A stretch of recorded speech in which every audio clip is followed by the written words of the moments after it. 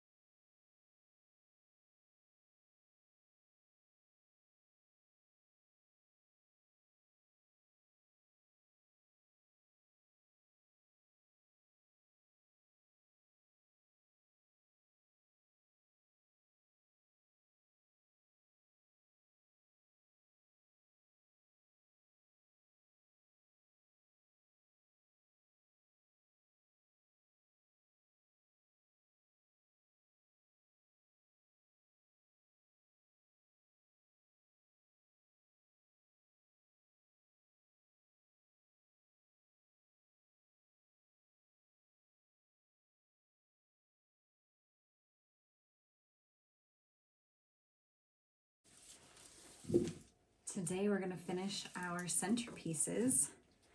We have our Frankenstein cans here, and we have our Bride of Frankenstein cans here. For the Frankenstein, we are going to use these, some people call them Kermit mums, some people call them button mums. Obviously Kermit because they're green. So for this, you're going to want to take off most of the greenery, kind of trim. Sometimes there's little broken pieces. I love using some handheld clippers that are really strong.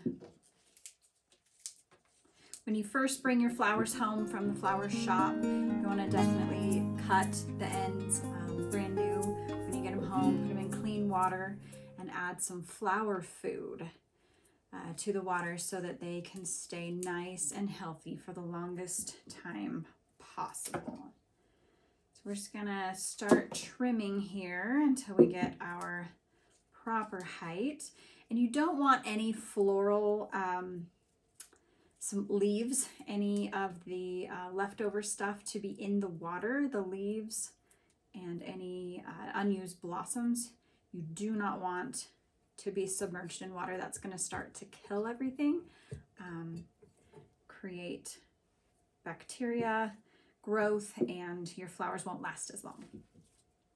All right, so if we have kind of this height, I just want to continue trimming and cutting and filling in. So here we go.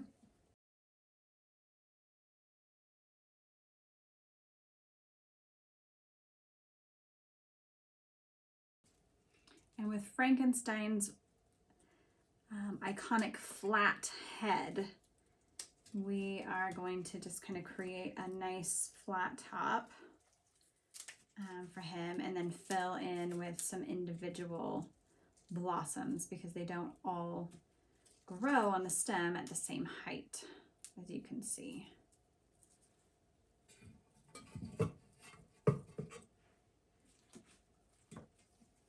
And it's a good idea to have a garbage can close by so that you can put all of your extra greens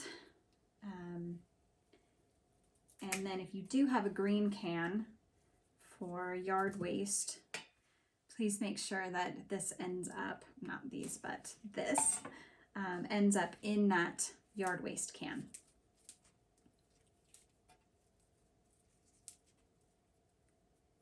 This is a great project if you're trying to be a little more concerned about the environment.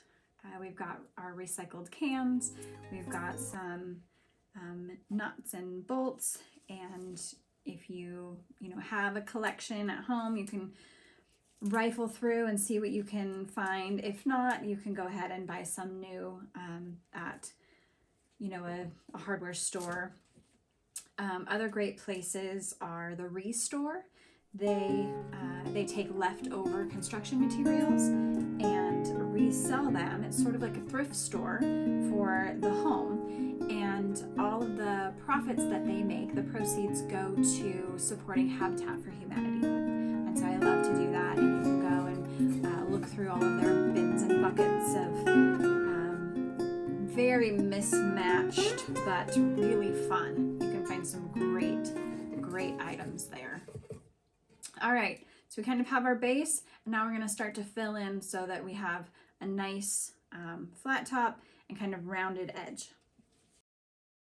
So instead of cutting the whole thing, I'm actually cutting the individual blossoms off, or the stems off of the larger bunch, and that will allow us to start filling in a little more carefully.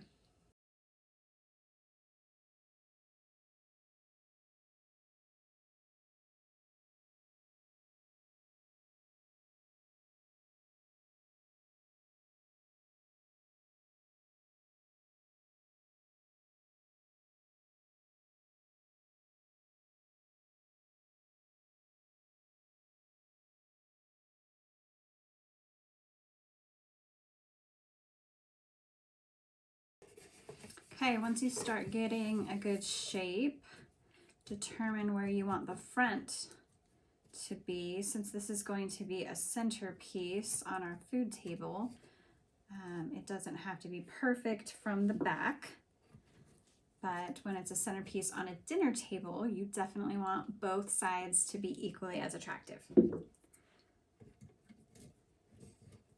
So right now you are looking at the back, but I think the front is coming along just fine as we're filling in some of these gaps, kind of straightening out that line. Now your water level is going to need to be pretty high in here because of the varied, some of these little ones aren't getting all the way down to the bottom. So make sure that they aren't getting dried out. I do recommend trying to do your florals, the day before or even the day of if you have time, just so that they are at their freshest. But when taken care of, they can last for several days. All right.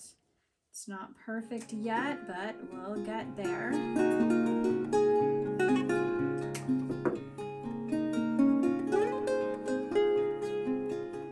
I want to show you the final touch. So you might be wondering what these little paper things were, and why we created a little hinge on the toothpick. This is sort of our jewelry in the floral arrangement. I wanted it on a hinge so that we could kind of move it around wherever we wanted it to, and it would still stay straight on the arrangement. So now we have our Frankenstein with his stitches, and I think it's a very good interpretation that's going to be perfect for the event. Now that our big one is ready, we're going to quickly do the other two smaller centerpieces.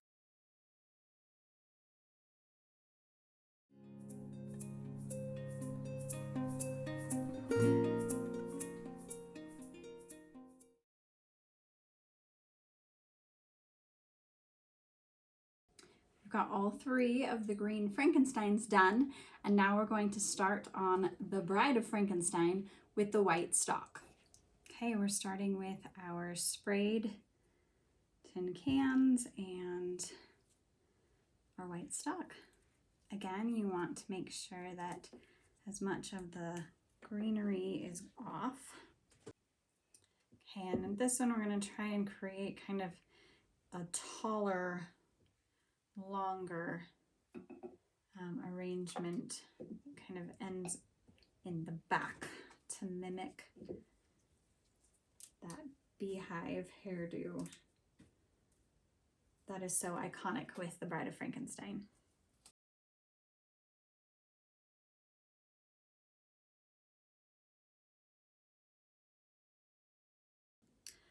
Okay, and the only downside with these is that sometimes you just want a little bit of flower, and so you can find sometimes like these stalks, or just cut off maybe like a top of one of these, and it will allow you to fill in any gaps, because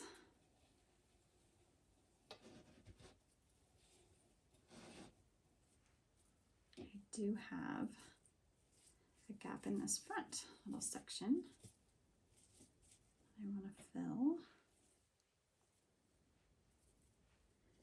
One more will do it, I think.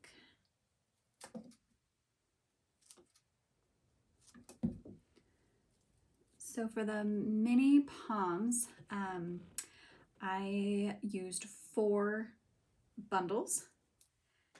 Typically a bundle will have like 10 stalks in it. And here I purchased two bundles of stock. And they're a little more delicate. So instead of trying to just shove that in there, I'm going to take it out and rearrange it, because we don't want to lose any of these pretty white blossoms. Okay, so that's getting close. You can kind of see that beehive shape on that hair. Now, this shape came from my Cricut, the cutout of the silhouette of the Bride of Frankenstein, and we are going to use this. So I'm hoping we'll be able to get it to stay and read like the side of her hair. That cool kind of lightning bolt pattern that you see. That one's not wanting to go in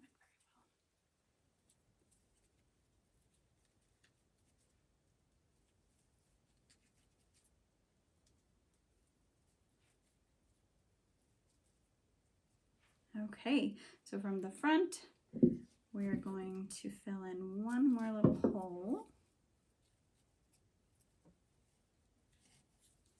Really gentle there with the blossoms. And then from the side, you can see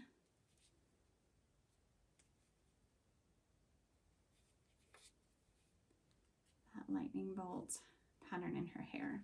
Of course, the colors and here are the final arrangements ready for the party.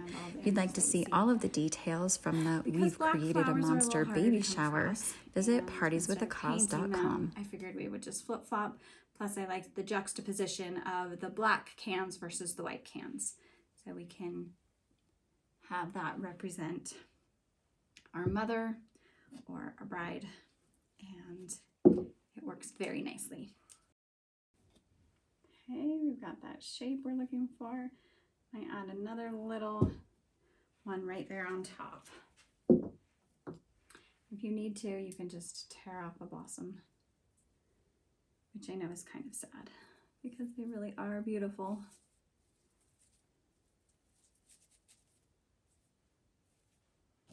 Okay, that filled in our shape quite nicely. And we'll add our lightning bolts to this side.